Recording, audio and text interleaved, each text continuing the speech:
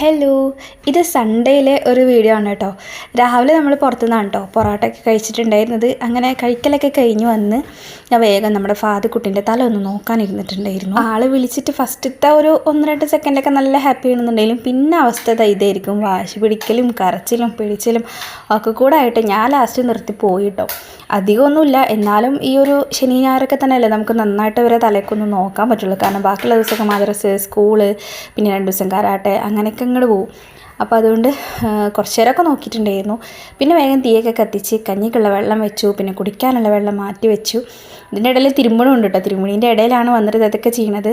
എനിക്ക് അലക്കണീൻ്റെ ഇടയിൽ വന്നിട്ട് ഇതേപോലെ കാര്യങ്ങൾ ചെയ്യാൻ നല്ല മടിയാണ് കേട്ടോ. ഒന്നാമത്തെ ഡ്രസ്സും കാര്യങ്ങളൊക്കെ നനഞ്ഞിട്ടുണ്ടാവും. പിന്നെ ഈ തിരുമ്പണത്തുനിന്ന് ഇങ്ങനെ കയറി വന്നാൽ പിന്നെ തിരിച്ചങ്ങോട്ട് ഇറങ്ങി പോയിട്ട് തിരുമ്പാൻ എനിക്ക് നല്ല മടിയാണ് കേട്ടോ.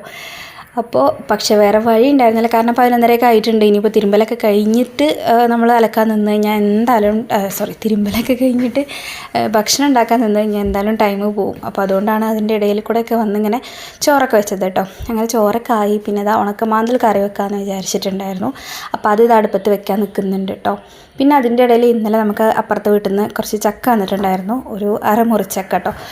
അത് നമ്മുടെ പഴഞ്ചക്കയാണ്. പഴുത്ത രസം ഉണ്ടാവില്ല. അപ്പോൾ കൂട്ടാൻ വെച്ചാൽ നല്ലതായിരിക്കും. അപ്പോൾ അത് കുറച്ച് കഞ്ഞിൻ്റെ കൂടെ ചോറിൻ്റെ കൂടെ കൂട്ടാൻ വെക്കാമെന്ന് വിചാരിച്ചിട്ട് അത് കുക്കറിൽ വേവിക്കാൻ വെച്ചു. കുറച്ച് ഉപ്പും കുറച്ച് മഞ്ഞൾപ്പൊടിയും ഇട്ടു. പിന്നെ കുറച്ച് വെള്ളം കൂടി ഒഴിച്ചിട്ട് ഒരു 2 വിസിൽ വേവിച്ചെടുക്കാം. പെട്ടെന്ന് അങ്ങനെ വേവുന്ന ചക്കയാണ്. കറണ്ടാണ് ഇന്നിവിടെ പോകുക വരെയായിരുന്നു. അപ്പോൾ തേങ്ങ അരച്ചെടുക്കാൻ പറ്റുമോ എന്നൊന്നും അറിയില്ല. എന്നാണെങ്കിലും കുക്കറിൽ അത് വേവിക്കാൻ വേണ്ടി വെച്ചിട്ടുണ്ടായിരുന്നു കേട്ടോ.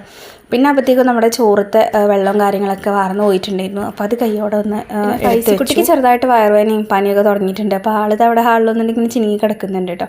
പിന്നെ ഞാൻ വേഗം ഉള്ളൊക്കെ ഒന്ന് അടിച്ചു വാരിയിട്ടപ്പോഴത്തേക്കും നല്ല വിശപ്പ്. പിന്നെ വേഗം പോയിട്ട് ചോറൊക്കെ കഴിച്ചു.